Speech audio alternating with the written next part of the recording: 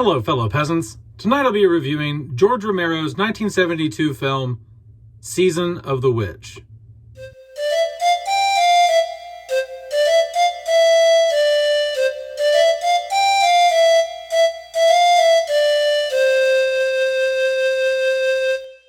Alright guys, so I've been seeing this on Arrow Video, Blu-ray releases. I've seen it on streaming sites.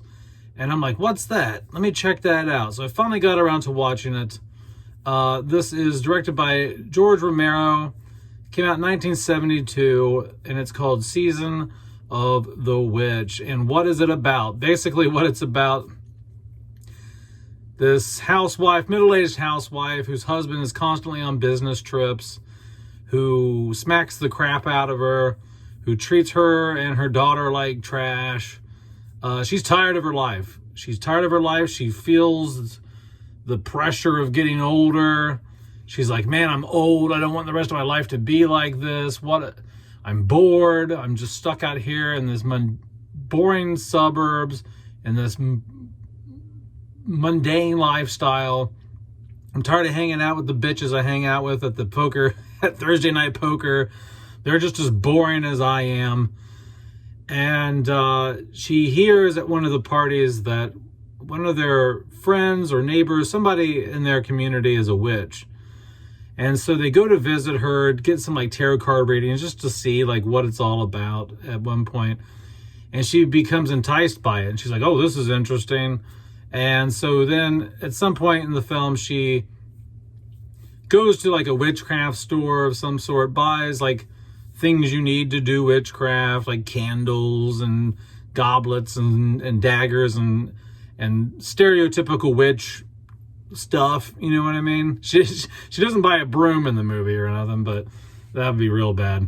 But so she starts dabbling in the occult. She's also lonely. Her daughter has got this boyfriend, and she ends up cheating on her husband with her daughter's boyfriend. So she is just in full mode, midlife crisis. She's like Kyle's dad from South Park during the midlife crisis episode.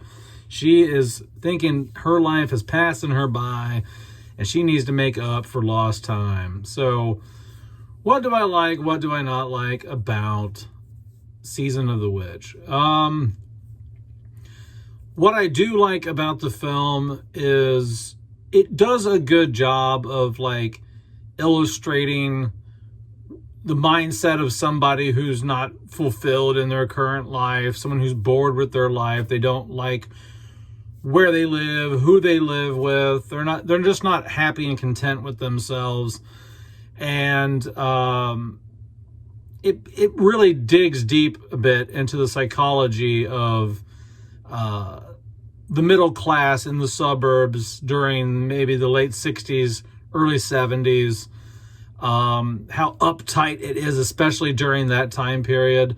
Smoking marijuana in this film is still very taboo. Nowadays, people smoke pot all the time and don't give a shit because nobody cares, except for really lame prudes. So you definitely get into the mindset of not just someone who is unfulfilled and alone, but somebody who is in that mindset in the early 1970s. So it is interesting. It's a nice little portrait of the American housewife in the early 70s. What else do I like about it? I do appreciate them not going overboard and making it stereotypical witchcraft. She doesn't buy a broom and a hat, and there's not it's very much more realistic in terms of what witchcraft is or isn't. It's not they don't make it out to be this Halloween, with the Z on the nose and and all this. So I do appreciate the more realistic approach and understanding to the occult that they have in this film.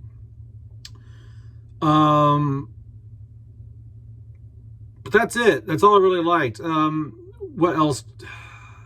So what I don't like about the film is there just ain't shit happening. Like, you gotta, like I said, there's gotta be a payoff. If you're gonna do a slow burn and you're gonna have nothing happen for the majority of the film other than dialogue's gotta be great to carry me through to that payoff. And then there has to be a payoff. There's no real payoff in this. I mean, there is, but there isn't. I mean, it doesn't really build up to anything. There's no tension. There's no, yeah, I mean, it's just like she shoots her husband at the end of the film. She blows his ass away. He comes home from a business trip. She just takes out a shotgun and just blows him away in the front yard. So that's the last scene in the film. And that's all you really get. That's the most tension. That's the most amped up that this gets. The energy level of this film is very low.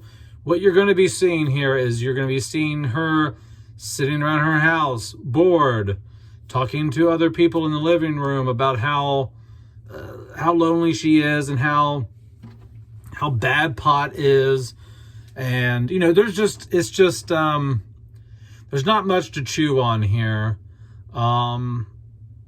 It does have its moments. It has its moments where you're like, oh, okay. And then it sparks your interest for maybe like another 10, 15 minutes. And then it, you know, so not a whole lot going on in this film. So the pacing is bad. The acting in here is bad. I will say this. I know one of you who commented when I said I was going to review this, you said you're a big George Romero fan. Since you are a big George Romero fan, and if you haven't seen this movie yet, I will warn you, if you are a fan of his horror films, this might be a disappointment for you. I'm almost guaranteeing it will be a disappointment for you, unless you just love everything he does, and you're willing to try something that's completely different maybe than what his normal style is, because there's almost no elements of the horror genre in this other than the topic of witchcraft, the topic of Satan, and things that pop up through conversation in this film.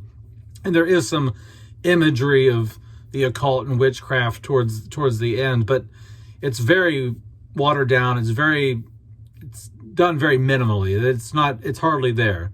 Okay. So, if you're expecting something along the lines of his other films, you're not going to get that here. So I'm just going to warn you up front about that. What else did I not like? The lady in the film, the protagonist, the main lady, who's alone and doesn't like her husband and wants to do the witchcraft, she's just not a likable character. Like, you really just don't even... It's another one of those movies where everyone's kind of a piece of shit. The husband's more of a piece of shit because he's smacking her and beating her, so clearly he's worse of a person. But she's still she's still just like, there's just not much to her as a person, and she's trying so hard to become something that she's not really, you know. I can see that how this movie could be taken as a feminist, like, empowerment film. I wouldn't deny that, you know. I think that's something that it can be seen as, for sure. But I think that would come across a lot better, like, if she was likable. There's just something that you just don't like about her, you know. And I think I think if she was more likable, then one, you'd be more invested in the story. Two, you would care more about how big of a piece of shit her husband is.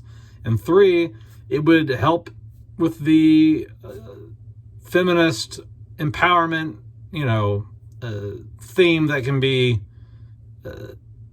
subscribed to this film. But I don't think that I don't think that she's likable. I just don't. I just don't think that the main actress, the main character, is that likable. She just seems very blah. Seems, and I get it. Like, that's the point. Like, she is sad and lonely and blah. But you can do that while making her, I don't know. You get the point. They could have made her more relatable, more likable, and in some way, but they didn't. All in all, what would I rate this? I would probably rate this a 5 out of 10.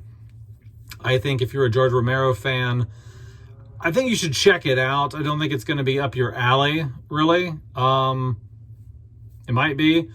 But it's worth maybe checking out one time just to see what's up. But